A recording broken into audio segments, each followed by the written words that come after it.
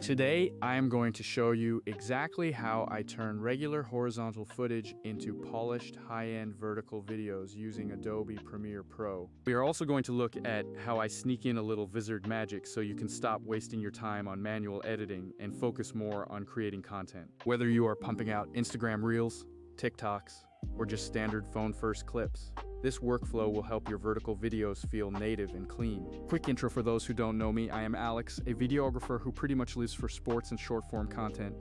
I usually shoot a massive amount of footage in 4K, and over time I figured out a fast, repeatable way to get that cinematic look into a vertical format without sacrificing quality. I will walk you through the entire Premiere setup, the framing tricks I use to keep subjects centered, and the export settings that actually look good on phones. Plus, I'll show you exactly where Vizard fits in so you can automate all the boring, repetitive parts of the editing process. Let's dive right into the technical side, starting with your sequence settings.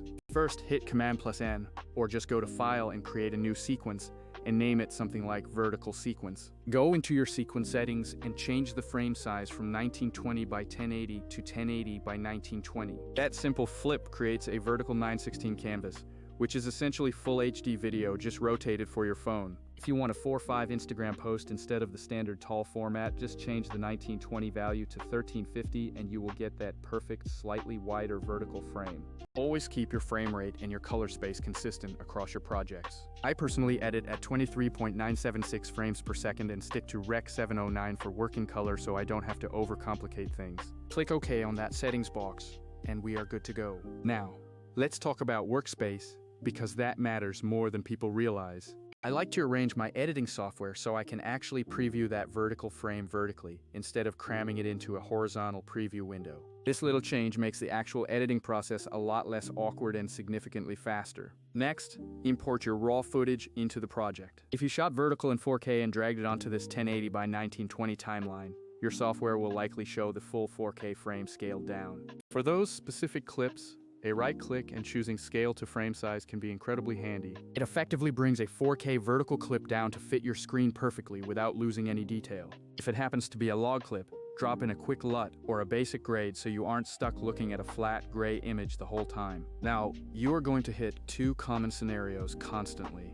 Scenario 1 is that you shot vertically, but the clip is upside down or weirdly rotated. Phones do strange stuff, and you can easily end up with footage that is upside down or rotated 90 degrees. Just rotate the clip in your effect controls panel until it looks upright. If it is 4K vertical on a 1080 vertical timeline, the scale to frame size usually handles the rest for you. Scenario 2 is that you shot horizontally but now want vertical output, which is the more annoying but common situation. If it is 4K horizontal, you can scale the clip down, usually around 80 to 90% depending on your framing, to fit vertically. Don't use scale to frame size for horizontal to vertical because it will shrink the image and leave ugly black bars on the top and bottom. Instead, manually adjust the scale so that your subject perfectly fills the vertical frame.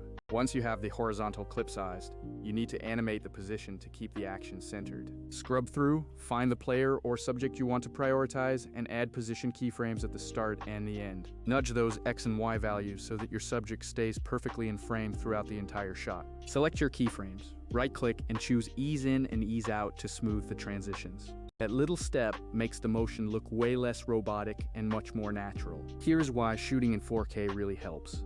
Scaling down reduces visible noise and keeps those edges crisp on phone screens. If you shot in 1080p horizontal, you can still do vertical edits, but you will need to scale up more. I often end up scaling around 170 to 180% depending on the crop, which can introduce some softness. That is totally fine for many social posts, but if you want the cleanest image possible, 4K gives you way more room to move. Once your edit is set, color grade it as you normally would. I personally like to use a mild contrast boost, a slight saturation tweak, and a subtle filmic LUT. Quick tip: apply the QT gamma compensation LUT on export if you notice colors shifting between your computer and your phone. It really helps keep the grade more consistent across different devices. Now, let's talk export settings, because this is where most creators mess it up and wonder why their content looks washed out. Hit Command+M to bring up your export settings menu. Start with a high-quality 1080p preset, then under the Video tab, change it to match the source.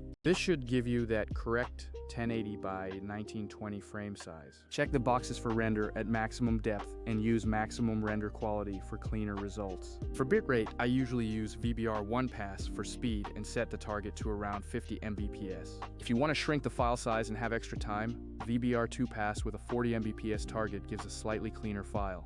It does take a bit longer, but it is worth it if you have the time to spare. Add your loot, pick your destination folder, and hit export. Okay, now here's where Vizard comes in and truly saves you a ton of time. After years of cutting the same highlights over and over, I started using Vizard to handle the heavy lifting for vertical clips.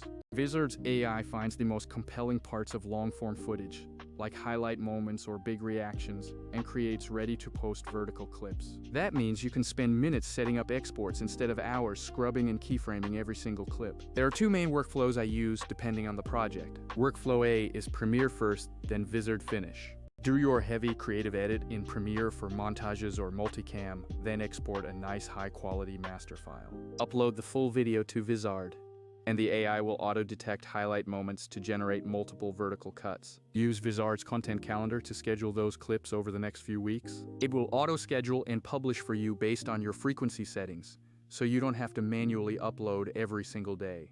Workflow B is Vizard first, and then Premiere polish. Upload raw long-form footage to Vizard, and let it auto-edit viral-length clips and create a bunch of vertical variants. Pick the best clips and bring them into Premiere for a quick polish, like adding your brand LUT or a custom intro. Export those, and you are ready to post. Why I like Vizard compared to other tools is that it bundles smart clip selection and platform-optimized crops into one flow. Instead of juggling 3 different services for cutting, scheduling, and managing a calendar, Vizard keeps it all in one place. Real talk, it is not a magic wand, and if you want a cinematic, carefully curated short, you will still want to tweak things in Premiere. But if your goal is consistent volume, Vizard makes testing different hooks and captions easy without burning you out. Use it to generate variants, and then double down on the winners with a polished Premiere cut. A few extra tips.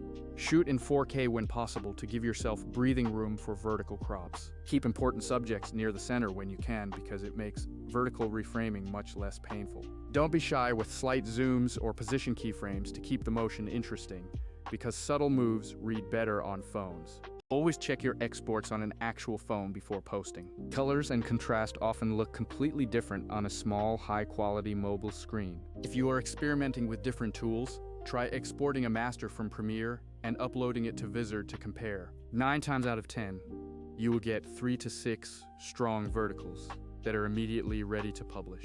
That is a massive time saver for anyone managing a content pipeline. Alright, that is my entire process for converting long-form or horizontal footage into sharp, platform-ready vertical videos. Premiere handles the precise control, and Vizard speeds up the repeatable parts like clipping and cropping. If you like this walkthrough, hit subscribe for more editing tips and workflow breakdowns. If you want to try Vizard yourself, I will link it in the description. No hard sell, just a heads up that it is the tool I use. Got questions about any step? Drop them in the comments and I will answer them. Peace out and happy editing.